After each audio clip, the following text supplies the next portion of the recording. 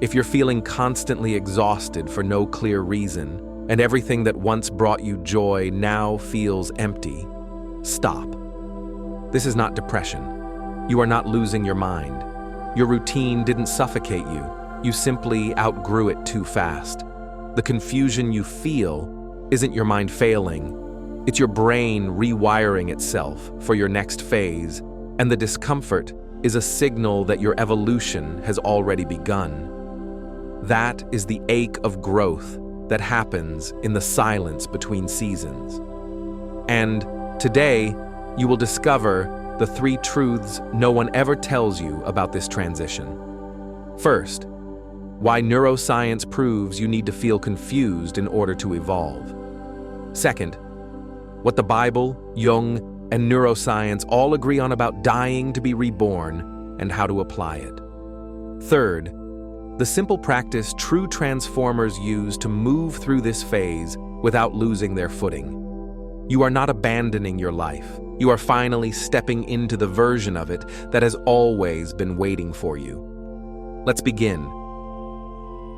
You know that feeling? Like you're floating above your own life, unable to focus, no longer excited, unable to connect the way you used to? It's not depression, it's not laziness, and it absolutely isn't weakness. This is your brain doing what it's designed to do, update itself in real time. Neuroscientists call this neuroplasticity, the brain's ability to rearrange its own wiring. But here's what they don't tell you. For the new to emerge, the old has to be switched off. And the in-between? It always feels like this. Disoriented, disconnected, a little lost. Joe Dispenza, who's dedicated his work to personal change and the science of the mind, says it simply: in order to become someone greater, you first have to stop being who you were. Your brain literally has to unlearn who you used to be, so it can learn who you're meant to become. So when you wake up one day and hardly recognize your own life, it's not a sign you're off track. It's your inner GPS recalculating your route. Think of it this way. You used to be the one who fixed everyone's problems. That was your role. But lately, whenever someone asks you to take on their issues, you feel this heaviness, almost resentment. You're not becoming selfish. Your brain recognizes that this old pattern drains you and is pushing for a new way, where you can help without self-erasure. But between dropping the old and building the new, you're going to feel lost. This is normal. This is needed. This is growth. But the confusion doesn't stop at your brain. To understand the depth of this ache, we need to look at the oldest idea of all, the death of your old self. It's what Scripture calls the grain of wheat principle. There's a scriptural line that perfectly describes what you're going through. Jesus said, "Unless a grain of wheat falls into the earth and dies, it remains alone. But if it dies, it bears much fruit." Let me translate that. Real transformation requires old versions of yourself to die. Not literally, but symbolically. You have to let go of the person who needs everyone's approval. Let go of the person who sacrifices until empty. Let go of the version of you that's terrified to disappoint others. And here's the catch. Even a symbolic death hurts. It feels wrong. It feels like abandoning yourself. But you aren't. You're letting go of who you're no longer meant to be. Carl Jung, the great psychologist, called this the death of the ego. The ego is simply the story you've told yourself about who you are. And in transition, this story has to dissolve so the real self can emerge. Jordan Peterson, both thinker and therapist, touches on this too. True transformation requires a form of voluntary death and rebirth. You can't force the caterpillar to become a butterfly unless its old shape first dissolves. Maybe you've always been the strong one in your family, the one who never cries, who never asks for support, who carries everyone else. But lately, you want to vanish, disappear, drop the role entirely. Ask yourself, which version of you is utterly exhausted? Is it the one who can never ask for help? The one who needs everyone's approval? That is the identity that requires a voluntary death for your real self to be born. It's a sign this old identity, strong because I never show weakness, is finally dying. And once it's gone, a new truth arrives. Real strength isn't about never breaking. It's about knowing how to rebuild again and again. But until then, you'll feel vulnerable. That's not failure. That's the proof you're alive. There's a word for where you are now. Anthropologists, those who study human culture, call it liminal space, the no man's land between two realities. You're not who you once were, but you're not yet who you're going to be. You're in the middle, in the between, in the void. That place can feel terrifying because there are no maps. The routines, certainties, and identities you once used to guide yourself, they just don't work here. Scripture is full of these in-between places.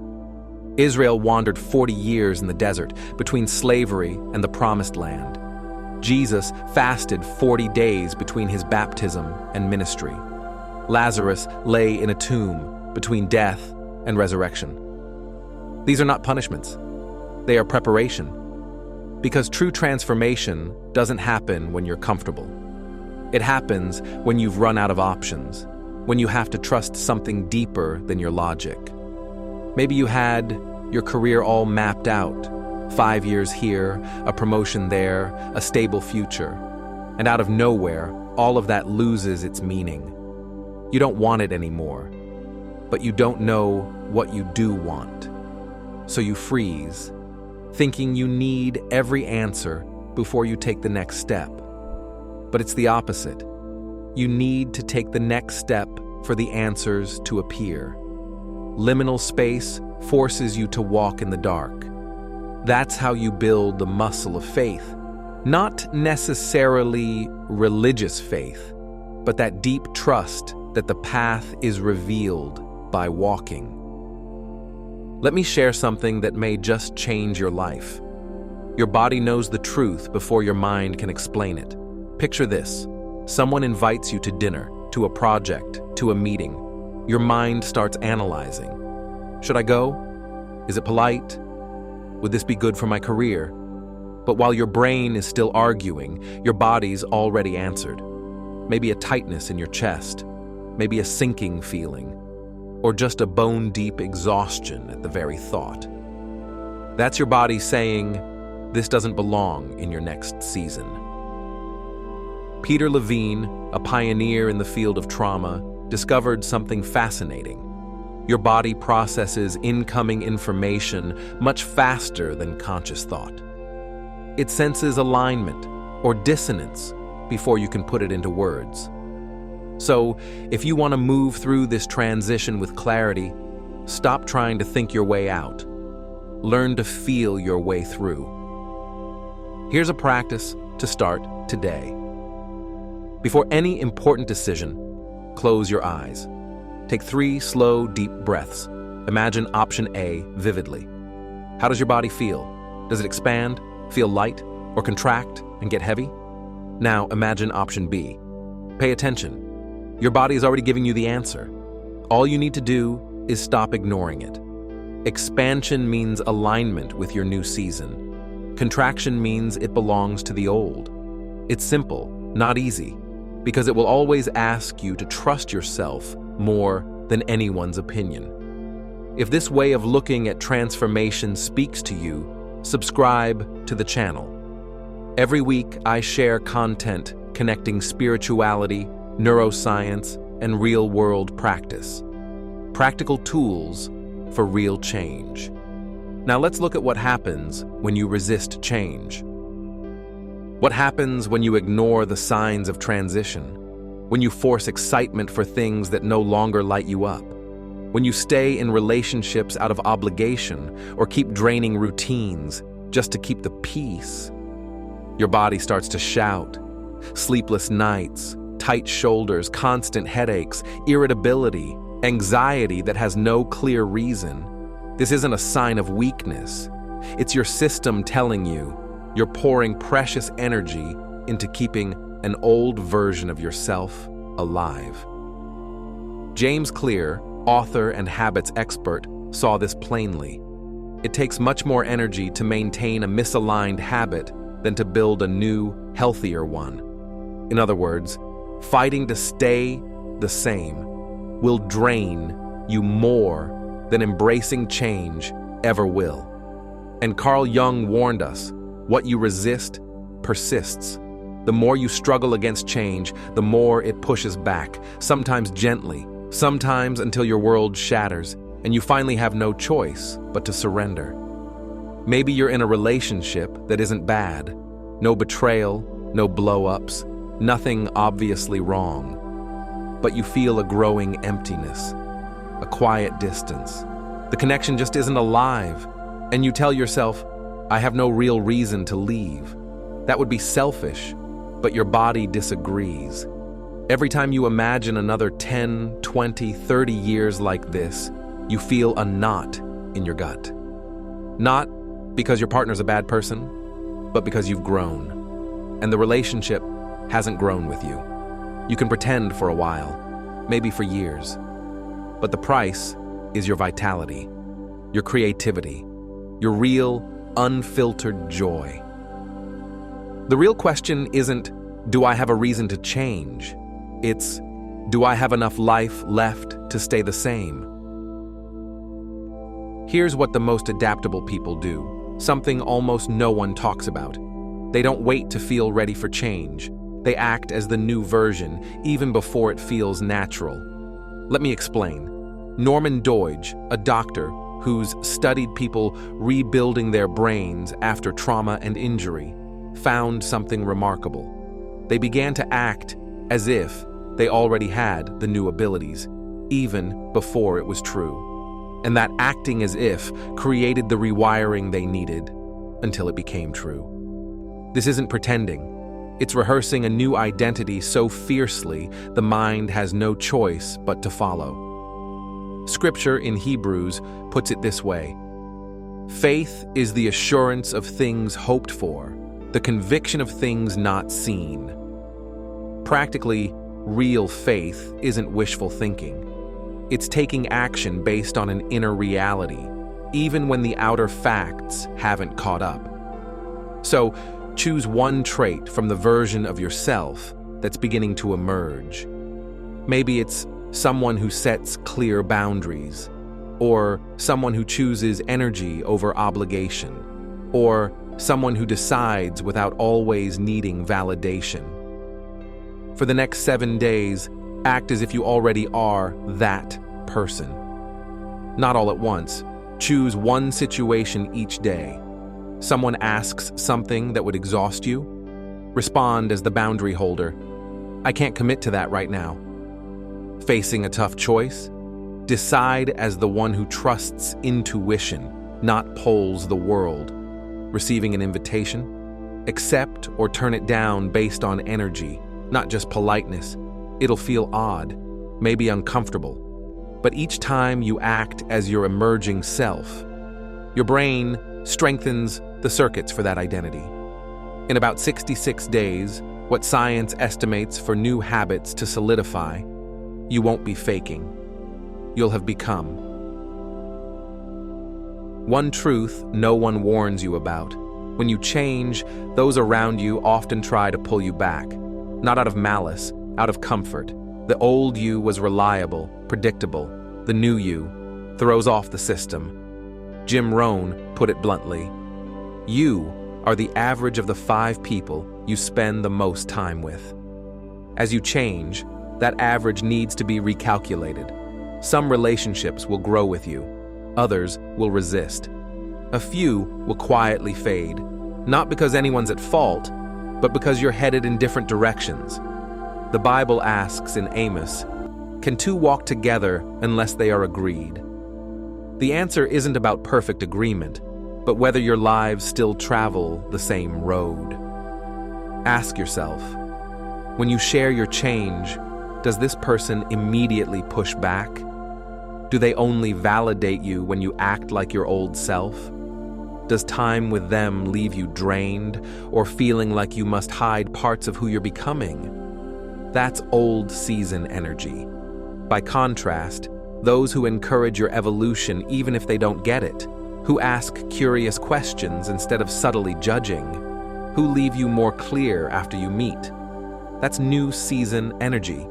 You don't need to make dramatic cuts, but you do need to create space, responding less, showing up less, sharing less. This isn't selfishness. This is preserving the energy you need to rebuild yourself. There's a world of difference between remembering who you once were and living as if you're still that person. Carl Jung taught, you don't need to destroy your past selves.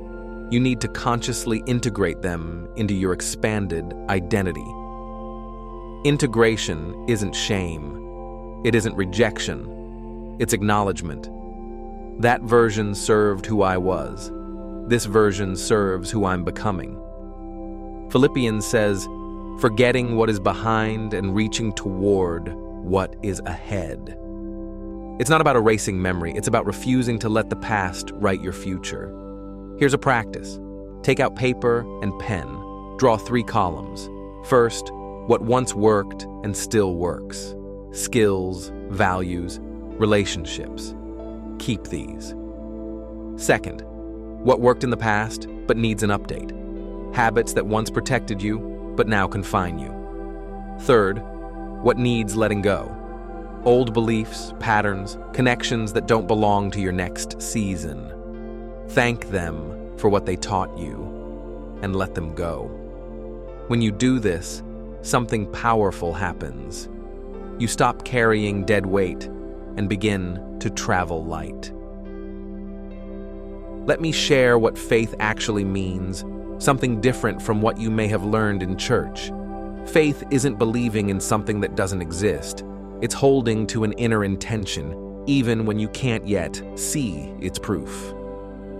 Think of an architect drawing a building. On paper, it's already real. In his mind, it exists. But when he visits the site, it's just empty ground. For now. His faith isn't pretending the site isn't empty. It's acting as if the building is already in motion, because inside himself, it is. You're doing the same right now. On the inside, a new self is being built. On the outside, people still see the old you. Your life still echoes your old habits. Faith is the daily work of building inwardly until reality has no choice but to reflect it. Brian Tracy calls this the law of attraction, not as wishful thinking, but as daily alignment between intent and action. Joe Dispenza shows it in Neuroscience. When you visualize and act as your future self over and over, your brain actually rewires for that identity. How you behave changes, your results change, and then your whole life changes. Every morning, before you check your phone, do this. Close your eyes. Take 3 deep breaths. Picture the version of you that's emerging. Not as a fantasy, but as an internal reality. How does this self think? Decide? Respond to challenge? Choose one small action that this new self would take today. Just one. Maybe it's saying no. Maybe it's declining something that drains you. Maybe it's starting something that scares you. Do it before noon. Repeat this for 30 days. Not because it's magic, but because repetition builds circuit. Circuit builds habit. Habit builds identity. And identity creates reality. Let's remember what you've discovered here. Your brain is updating. You're confused, yes, but that's normal, healthy, and temporary. Transformation means letting old versions of you die, not collapse, but preparation. You are between 2 lives. the invisible territory where real change takes root. Your body knows the truth before your mind does. Use that wisdom as your compass. Resisting change drains you more than surrendering. Your body will sound the alarm until you listen. Acting as your future self before you feel ready, that's how you create lasting change. Others may try to pull you back, so give yourself space to rebuild. You can honor your past without being held hostage by it. Conscious integration, not rejection. And faith? It's not wishful thinking, but the daily discipline of sustaining inner intent until the outer world catches up. So let me tell you what you already know, but need to hear again. The restlessness that brought you here isn't weakness, it's wisdom. Your body, mind, and spirit are telling you you've outgrown your old structures. Now, it's time to dismantle what no longer fits and raise up something that will. You're not waiting for your new life to begin. You are the new life, already happening. Everything falling away isn't dying. It's making way. And everything that's about to bloom is already stirring, first inside, then out. Tonight, before you close your eyes, write down one question. What version of me is trying to be born? Don't force an answer. Simply ask. Your body, your intuition, your inner wisdom will begin to respond. Not with words, but with signs. Watch closely in the days to come. What lifts you up? What weighs you down? What choices feel right in your gut? If this message touched something inside you, if any part of it helped you breathe a little easier, let it echo. Leave a like, share your reflections in the comments, and join our community by subscribing. This is a journey we walk together. You're not lost. You're exactly where you need to be. In the silence between seasons, where everything you're meant to be is being built.